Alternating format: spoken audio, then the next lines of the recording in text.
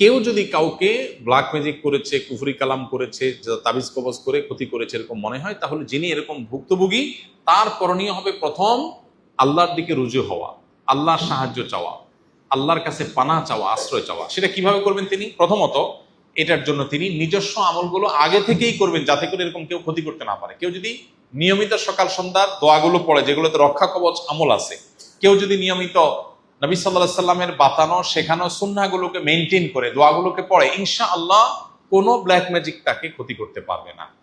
চাঁদের 13, 14, 15 আইয়াম বীজের রোজা, এটা ব্ল্যাক ম্যাজিক থেকে মানুষকে সুরক্ষা দেয়। সূরা বাকারার তেলাওয়াত যদি শুনে, এটা মানুষকে সুরক্ষা দেয়। এরকম বহুবিধ উপায় আছে।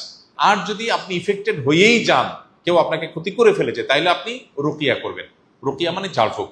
কোরআনে কারীমের সিলেক্টিভ আয়াত পড়ে ফু দিবেন নিজের শরীরে, পানিতে, খাদ্যে, পানীয়তে, এবং নিয়ত করে ওই আয়াতগুলো পড়বেন, আল্লাহর কাছে দোয়া করবেন, আল্লাহ তাআলা হেফাজত করবেন। কোরআনের কেউ যদি জীবন্ত মুআজিজা এবং অলৌকিকত্ব দেখতে চায়, রুকিয়ার চাইতে বড় অলৌকিকত্ব আর দুনিয়াতে আরেকটা খুঁজে পাওয়া কঠিন। রাকি দিয়ে রুকিয়া করা যায়, কিন্তু ভালো হয় সেলফ রুকিয়া, নিজের রুকিয়া নিজে করবেন। আপনি বলবেন আমি কিভাবে করব? রাকিদেরকে বলবেন ভাই কি কি আয়াত পড়ে ফু দেন, ওই আয়াতগুলো আমাকে জানায় দেন, ওই লিস্ট অনুযায়ী দেখে দেখে আপনি পড়ে ফু দেন, ব্যাস, দ্যাটস ইট। এটা রাকির মুখের আলাদা কোনো কারামতি নেই। কারামতি হলো কোরআনের, মুআজিজা হলো কিসের? কোরআনের। সো আমরা অনেকে এখানে ভুল ধারণার মধ্যে আছি, আমরা মনে করি না রাকিদেরকে দিয়েই রুকিয়া করাইতে হবে। হ্যাঁ, এটা ঠিক, রুকিয়াতে অনেক লম্বা কেরাত, লম্বা পড়তে হয়, সবাই সেটা পারে না, সেক্ষেত্রে রাকির সাপোর্ট নেওয়া যায়, কোনো অসুবিধা নেই।